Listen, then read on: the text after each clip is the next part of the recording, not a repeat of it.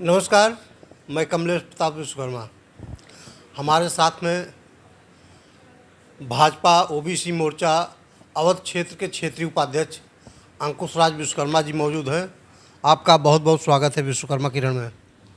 कमलेश जी, बहुत बहुत धन्यवाद आपके चैनल को, आपके दर्शकों को, विश्वकर्मा किरण चैनल को बहुत सारी शुभकामनाएं, बधाई। आप हमेशा जो है दबे नीचे लोगों की आवाज़ ऊपर तक उठाते हैं, उसके लिए बहुत बहुत धन्यवाद, आभार।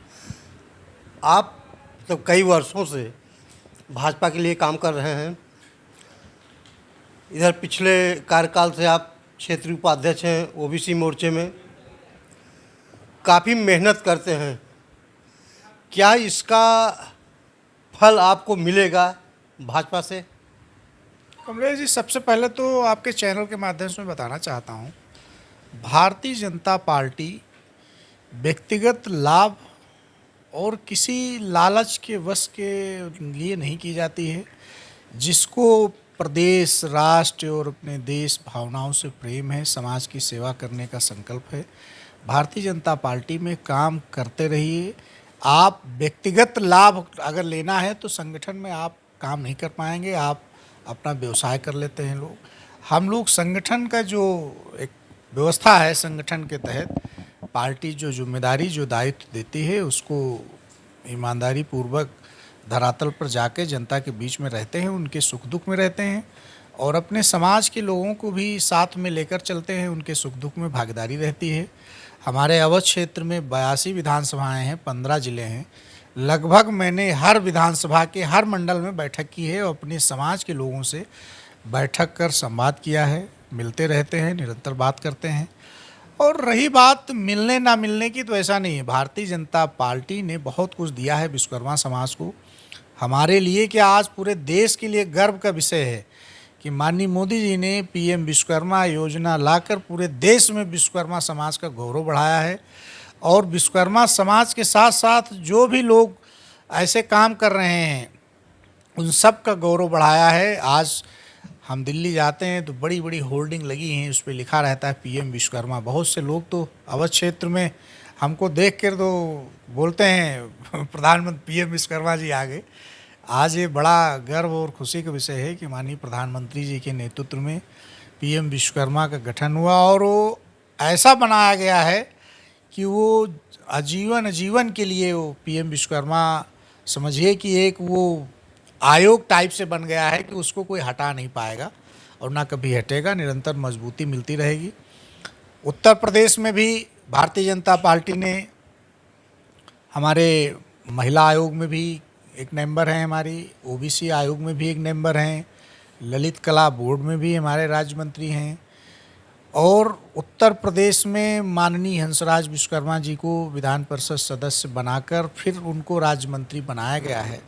ये हम पूरे प्रदेश वासियों के लिए, विश्वकर्मा भाइयों के लिए और तमाम से ऐसे लोग हैं जिनके लिए बहुत ही खुशी और समझ लीजिए कि हम लोग अपनी खुशी को इजहार करना चाहते हैं। भारतीय जनता पार्टी को 2027 में पुनः प्रचंड बहुमत से हम लोग भारतीय जनता पार्टी की सरकार बनाने के लिए घर घर निकले हैं और निकल रहे हैं।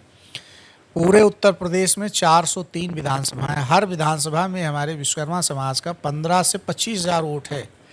मेरे अवध क्षेत्र में 82 विधानसभाएं आती हैं, ऐसी कोई विधानसभा नहीं जहां से 10,000 से और 15,000 20,000 वोट ना हो।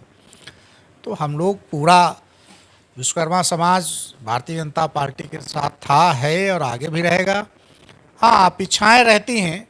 अपेक्षा ये है कि 2027 में प्रचंड बहुमत की सरकार बने तो भारतीय जनता पार्टी माननीय परम पूज्य योगी आदित्यनाथ जी महाराज से निवेदन करेंगे कि विश्वकर्मा समाज के मंत्रिमंडल में बढ़िया भागीदारी दें और डिप्टी सीएम बनाए माननीय हंसराज विश्वकर्मा जी को। और उत्तर प्रदेश में कम से कम 10 टिकट भारतीय जनता पार्टी को विश्वकर्मा समाज को देने चाहिए और अगर पार्टी मौका देती है, टिकट देती है, तो हम लोग प्रचंड बहुमत से जीत कर आएंगे। और माननीय हंसराज विश्वकर्मा जी बहुत ही लोकप्रिय, न्यायप्रिय और ईमानदार नेता हैं। 2027 की कैबिनेट में उनको उप मुख्यमंत्री बनाया जाए, ऐसी हमारी अपेक्षा और मांग है। चलिए, आपने तो पूरी बात कह दी, अपनी तरफ से सवाल करने का मौका नहीं दिया, लेकिन हम एक सवाल करेंगे आपसे।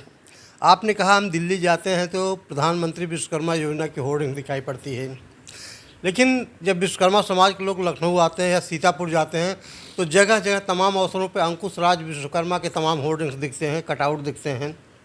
अंकुश राज विश्वकर्मा इतना मेहनत करते हैं तो समाज के लोगों की भी आशाएं हैं, अपेक्षाएं हैं, कहीं काम को लेकर, कहीं राजनीति में आपको ऊंचाई पर देखना चाहते हैं।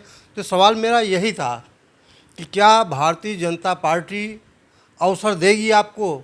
आप सीतापुर के महमूदाबाद क्षेत्र से प्रयास भी कर रहे हैं।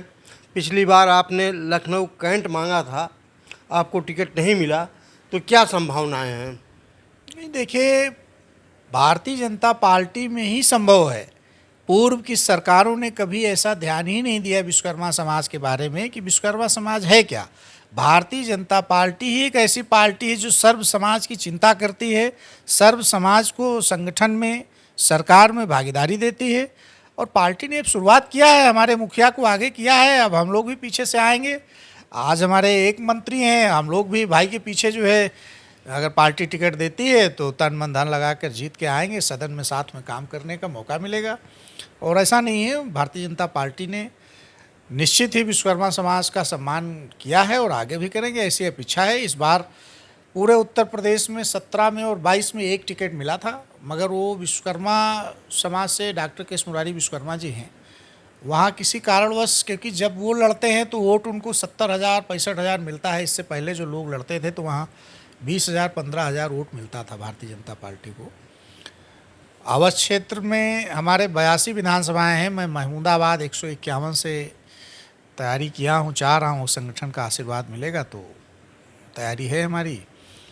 और पूरे उत्तर प्रदेश 6 प्रांतों में बटा हुआ है, तो हम तो चाहते हैं संगठन से और शीर्ष नेतृत्व से भी अपील करते हैं कि कम से कम 10 नहीं तो हर क्षेत्र से एक हमारे समाज को टिकट दें, और हम लोग टिकट मिलेगा तो निश्चित ही जीत कर आएंगे और सरकार में ईमानदारी पूर्वक काम करेंगे। और विश्वकर्मा समाज तन मन धन से भारतीय जनता पार्टी के साथ था, है और हमेशा रहेगा।